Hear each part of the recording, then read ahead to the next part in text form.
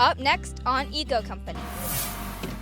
Dining out green. All the disposables we use here are made out of biodegradable, compostable plastic. It's not just about the food on your plate. Ready to get your feet dirty? This stuff is definitely fun to walk on. We're chipping in to build a house made of cob. Plus, we're headed out to the farm to see how these fruits and veggies are being grown sustainably.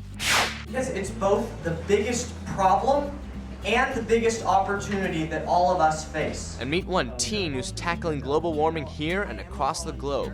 Eco Company starts now.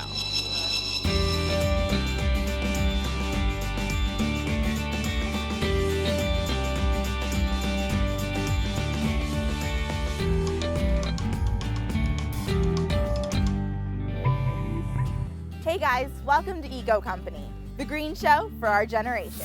This week we've got you covered with solar energy, better fuel for our cars, and a green teen who's helping to save the planet. But first, we've got food on the brain. All this stuff is making me hungry. We're at the Marin Farmers Market in Northern California. I'm Adam. And I'm Jordan, and I think Jessica and Brendan are hanging out over by those strawberries. Well, you found us out. These are delicious. I love strawberries. When's the last time you stopped and thought about what you're eating? And whether it's being grown with pesticides. Here you won't find any fruits or veggies that are grown with chemicals. It's not just better for you, it's better for the planet too.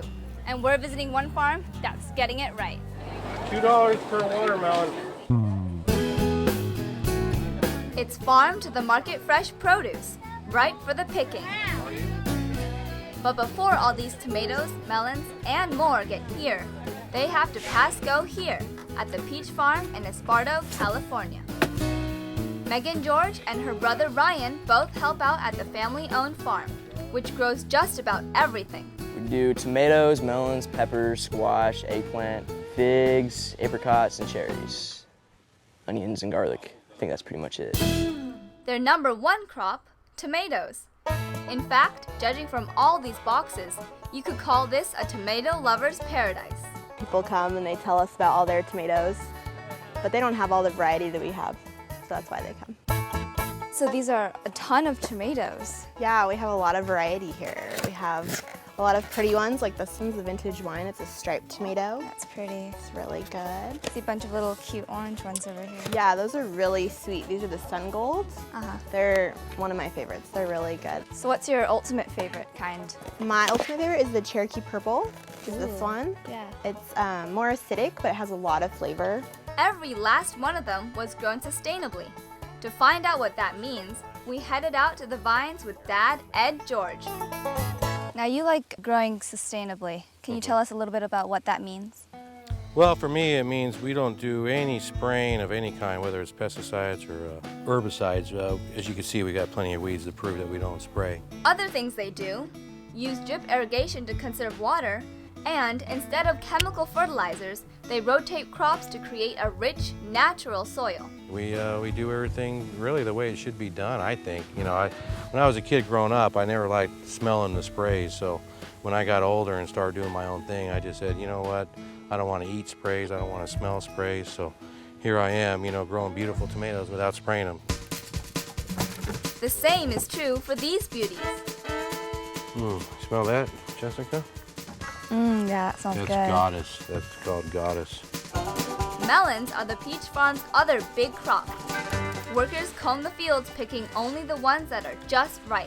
Look at the sugar on that, Jessica. Huh? Is that sweet? Be careful you don't sniff that sugar. It'll stay on your nose for a while. Yeah. You smell that? That's the ambrosia. Look at that sugar. See that? Sugar draws the bugs too, but George doesn't mind. You see this melon here? That one's been bitten like crazy by the bugs. And so that tells you that's a sweet melon because the bugs, they got a sense that we don't have. And if they go after one melon that much, it has to be sweet. So they don't bug you at all, those bugs? No, the bugs, they don't bug us at all. You know why? Because we have good bugs and bad bugs, but they all get along. Even so, what are they doing to make sure bugs aren't running amok, destroying their crop? There is no need to spray. If you sprayed, you'd kill off all the beneficials. You'd actually end up having more problems with the bad pests. Back in the vines, beneficials like spiders keep harmful bugs from eating all the tomatoes. This is like growing them in your garden. You know, if you're going to grow them, we just do it on a big level. But, you know, why would you spray something and have to eat that spray later. It just, to me, it doesn't make any sense.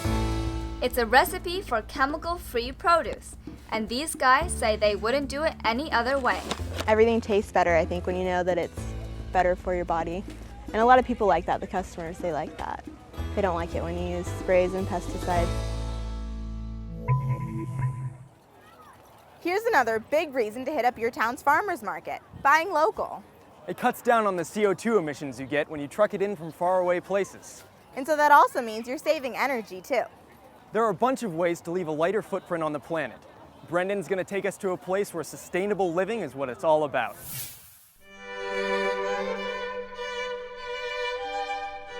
Imagine living in a place like this, surrounded by nature. Sounds like my kind of getaway, especially when you add in all this. Welcome to the Solar Living Center, a slice of green living in Upland, California. Everything serves a purpose here. From its solar panels and organic garden to its chicken coop and a biodiesel station, if it's about living green, you'll find it here. Well, hey, Frost, thanks for having us here. Frost Keaton is an intern who's showing us around. Today I'm going to show you the 12-acre site that we have here at the Solar Living Center and show you some different examples of how to live more sustainably. Sounds great. Let's go check it out. Awesome. First on our mind is food. What is going on in this garden? This is our community garden. So what this garden is all of the interns and the caretakers that live here on the site all participate in maintaining this garden. Like here's a potato. Oh yeah. That's growing right there. We want to maximize the amount of fruits and vegetables that we're growing in a very small amount of space. We use all of our own organic soil that we get out of our own compost heaps. We take all of our food waste and our yard waste, add that with some straw and some carbon-based materials, create compost out of it. It creates a very rich organic soil that we use to fertilize the garden with. I'm seeing everything here. Rosemary, jalapenos, bell peppers. What else is being grown? Basically everything, you name it. Corn, cauliflower, broccoli, we have apple trees, we have pear trees. You name it, we've got it. He's not kidding. Want an egg? They've got those too. You don't only grow food, you also have chickens. Exactly, so we're raising 11 chickens out here. They're all female, so they're all laying eggs for us. We'll also let them run around. They'll peck at the ground, they'll get up worms, they'll mix up the dirt and the soil. So it provides a nice natural mechanism for tilling the earth. I'd say the two things that get the biggest comments are the chickens and the shower house. Seeing a shower that's actually been built using earthen materials and actual natural limestone and actual lime and cob, it's a fantastic way to demonstrate the power of natural building. So what do they need a shower out here for anyway? Most people probably don't know that you guys actually live on site here. Exactly, this is our intern village. This is where we live. And you make all your houses, right? What's the stuff that you make the houses out of? This is made out of cob. So all of the materials used in this building are either made out of earthen materials or recycled or refurbished materials. And so I understand you're building another cob house right now, right? That's exactly right. Can we go check it out? Absolutely. Wow, this looks kind of fun. Think I'll have to join in.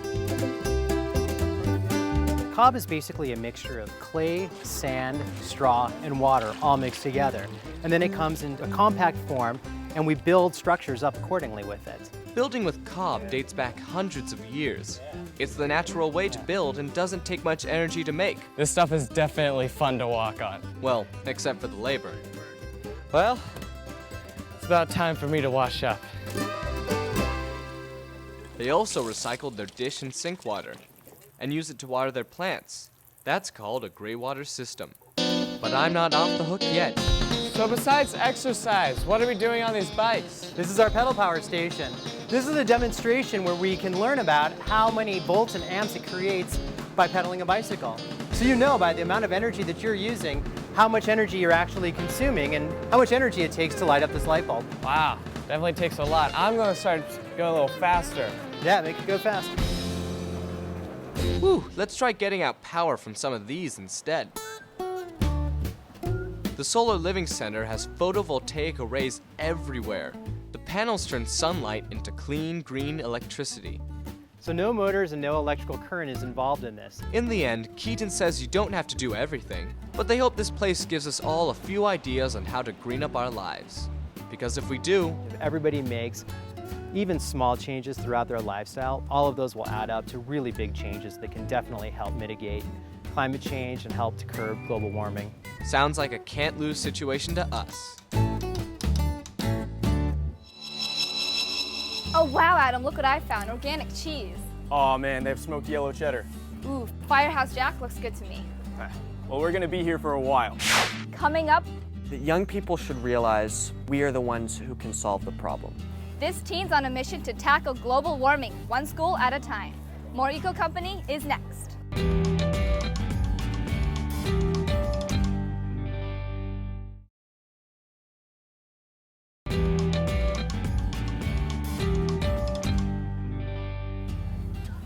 You know, the tough thing about going to the farmer's market is waiting to eat your goodies until you get home.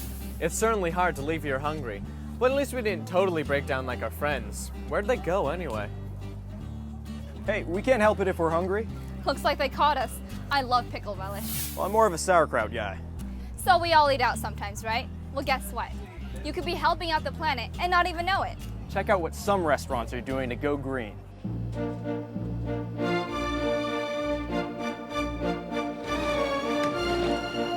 Walk inside this pizza place, and it may look like any other. Until you look up here.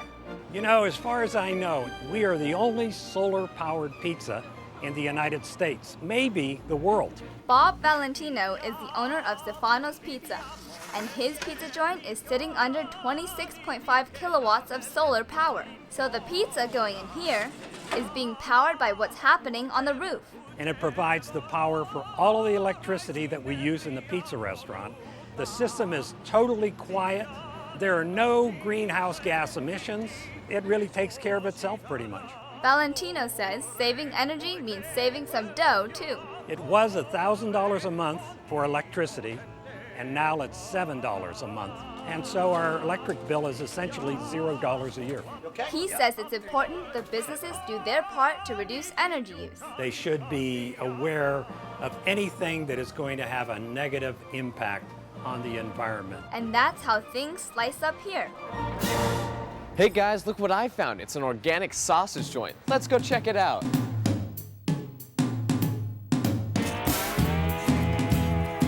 When it comes to making hot dogs, this place is getting it right. Riza Punzalan and Max Leong are behind Underdog. So how'd you come up with this idea? Well, basically, this was the kind of place I've always wanted to eat at, you know, affordable, organic comfort food, you know, and there wasn't any place like this in my neighborhood, so I decided to open my own. It's not just about organic sausages here. They're doing a whole lot more to be green. All of our disposables are compostable and biodegradable. We use high efficiency lighting in here. We've put a lot of thought into every detail to try to be as responsible as possible. We'll say, check out the organic toppings. Of course they recycle and compost too. Enough business. It's time for me to try one. Oh, you guys are missing out. This is delicious. Now that's what I call one top dog. Smaller restaurants aren't just going green. Big restaurants are doing it too. Take Dosa, a South Indian restaurant in San Francisco owned by Anjan Mitra and his wife. Restaurants can waste a lot if they're not careful. You know, they do consume a lot of energy, they consume a lot of food. It's about a lot more than serving organic fare here. It was built green from the floor up. The tiles were built at this location where there was no waste. You know, everything was recycled. All the water that was used was recycled. This is actually bamboo, you know, so this is sustainable wood, you know, coconut palm over here. These are all green materials, and you know, they are more expensive, but they're actually very beautiful, we think. Check out the recycled countertops. It's all built on site, and it's, you know, it's from glass and shells and things like that. The bar front, the seats, the wood that we use, everything is using recycled or materials that have been created with greener practices. In the kitchen, it's about being energy efficient as they cook. Just the way the restaurant runs, you know, the water you consume, the energy you consume, how efficient you are with that energy. Plus, check this out. They don't serve bottled water, and that goes for carbonated too. This was the responsible thing to do. To be green, you know, you really have to do it within your own realm. It just goes to show that restaurants, big and small, can all take steps to reduce their carbon footprint. And that means we can reduce ours too.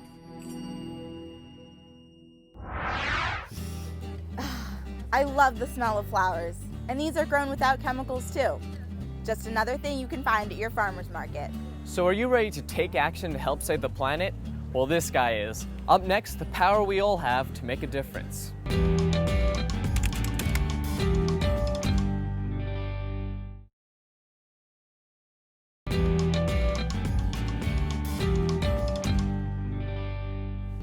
Welcome back to Eco Company. Supporting sustainable farmers is just one way you can help the planet out.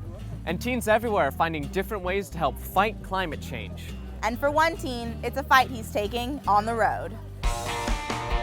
He's on a mission to turn us on to the climate crisis, not just in the US, but across the globe. I'm very excited to talk to you today about climate change because it's both the biggest problem and the biggest opportunity that all of us face. Meet Taylor Francis, a high school student from Menlo Park, California. The outdoor world is something that's very important to me, and so I'm very passionate about trying to work to protect it. After a little training from former VP Al Gore, he's become a climate crusader for our generation. The young people get this. I mean, we realize that this is our problem, and the only way we can solve it is if we take action. Francis says the light bulb went on after watching Gore's movie, An Inconvenient Truth. And what was so stunning to me was that I hadn't heard about global warming before. I mean, sure, it was real.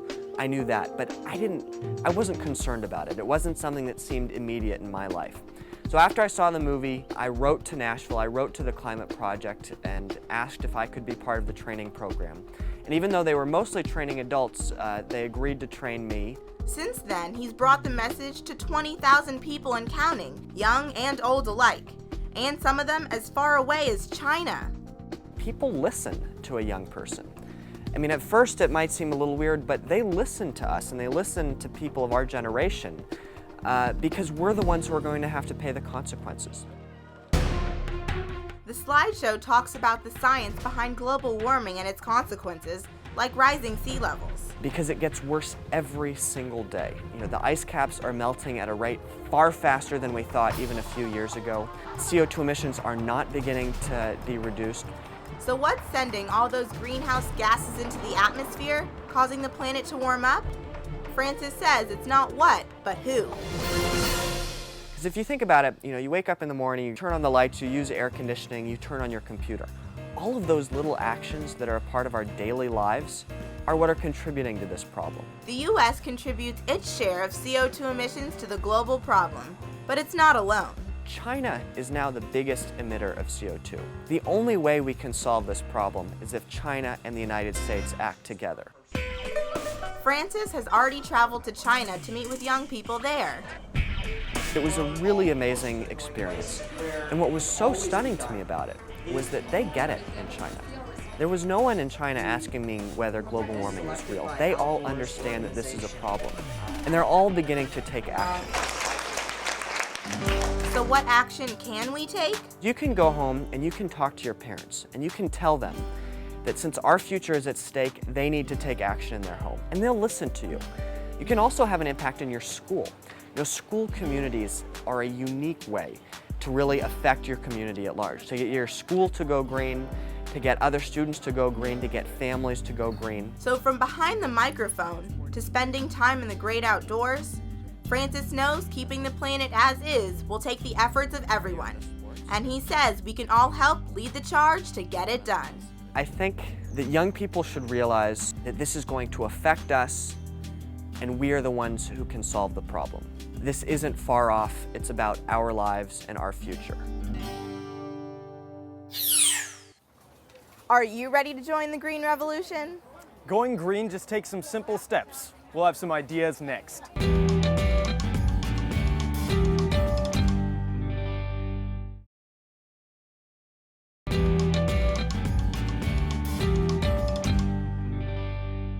One of the best ways to help the environment is to recycle. And composting is the ultimate in recycling. Turning yard waste and kitchen scraps into usable mulch that you can use to feed your plants. It's very simple to do. Here's how you get started. You need two basic components: carbon or brown materials like dried leaves and twigs, or shredded paper or cardboard, and nitrogen. like lawn clippings, kitchen waste, and other greens. Combine these materials in a bin or in a pile in your backyard. We're using leaves for our carbon. You can use paper in winter months when carbon materials are more scarce. And we're using lawn clippings and nutrient-rich kitchen scraps for our green. A good mixture is about 50% brown and 50% green. If anything, go heavier on the brown materials. Then sprinkle in a little water to get it going. Churn the pile every couple of weeks and add some water, and your compost will be ready in 3 to 4 months. It's the ultimate circle of life. Whatever you do, be eco-wise and be a part of the solution. Well guys, thanks for joining us at the farmer's market. I'm gonna have fun cooking these tonight. And I've still got a little more shopping to do.